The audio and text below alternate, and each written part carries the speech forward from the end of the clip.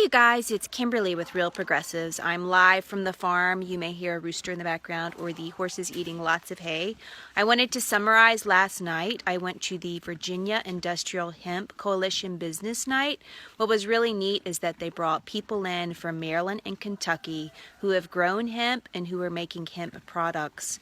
The important thing about them making hemp products, it means that there's a market for it, and so we need farmers in America now growing industrial hemp. Industrial hemp has so many uses. It can be a replacement for plastic. It's really high in nutrition, so it can be used in our food. It can also be used in animal foods, although there are some USD regulations that won't allow animals to be fed that if they, I don't know, lots of crazy regulations on it right now. Hi, Keisha. I'm in Virginia on the farm right now, and I'm just talking about the Industrial Hemp Coalition Business Night. And some of the speakers that were there, Green Remedy, that was really interesting because this guy takes industrial hemp and he's able to process it into oils. It has helped so many people. There was a little boy who had seizures, and not long after taking the oil, he stopped having seizures. And a lot of people have had like joint problems and all sorts of stuff. They've been able to help them with that. So we need to really work on deregulating industrial hemp. Also there last night was Old Dominion Hemp. That is located in Virginia. They make animal bedding, and it actually absorbs a whole lot better than your regular animal bedding. The animal bedding is made out of wood normally, and so it just kind of runs off. It doesn't absorb. And apparently he needs a massive amount of hemp, and he's getting it from other countries right now. We need our farmers growing it now. There really is a market for it. Hey, Karen. Hey, Sherry Lane.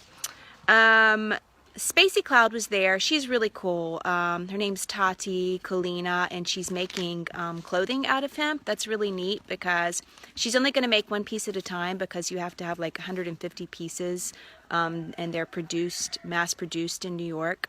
So that's pretty neat. What's great is that it's a renewable resource, so we don't need to cut down our trees. We could have paper made out of hemp. We can have construction blocks, concrete made out of hemp. Hey, Tati, I was just talking about you. That's cool. Tati's on here. She's really cool. She's making a really cool clothing line, and I'm really excited to meet her. She's like a rock star. She's doing some really cool clothes. It's spaceycloud.com if you want to check her out. She's super cool. Victory Hemp Foods was there. He's been able to make an entire market line using hemp inside of foods, and he's doing really good with his business. CV Sciences was there. The big thing is that they say is that people just need to go out and start buying hemp products, because as people start buying hemp products, people see that there's a market for it. Part of the problem is that industrial hemp is still classified as a drug, as a Class 1 Schedule 1 drug. So it's really important to contact our Congress people and let them know that we don't want it to be classified as a narcotic, as a Class 1 drug. I will say that it's been legalized in Virginia, but it becomes really complicated because we're allowed to grow industrial hemp. However, we have to do it through a university.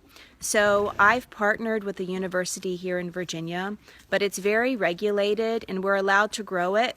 But hey, Jesse in California, it's complicated because the Virginia Department of Agriculture has some control in it, and you have to do a research proposal before you're allowed to even grow it.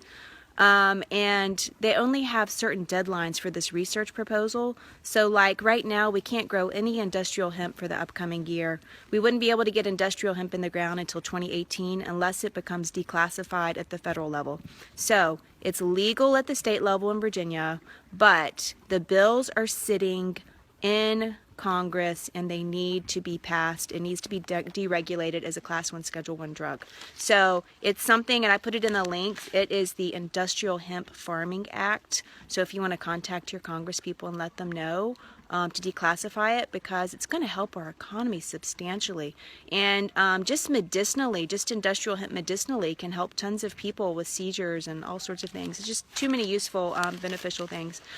So anyway, it was a really great night. I really enjoyed it. I'm going to be talking more. Hey, Pete. I'm going to be talking more about industrial hemp because I'm doing market research on it. And like they said last night, we don't need to reinvent the wheel. They're growing it in Colorado and Kentucky. We need to find out what they're doing.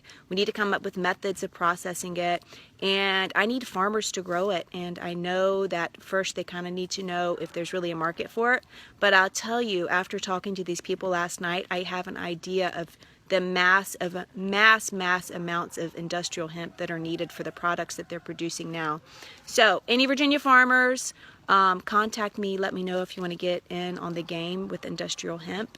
And contact your congresspeople to let them know that, you know, this needs to be deregulated. If you smoke industrial hemp, you do not get high, you get sick. And I also want to say that you never want to grow your marijuana plants that you smoke with industrial hemp because they can crossbreed. And industrial hemp has a lower THC value and it's going to contaminate your marijuana. I'm not saying to go grow any marijuana because that's illegal, right?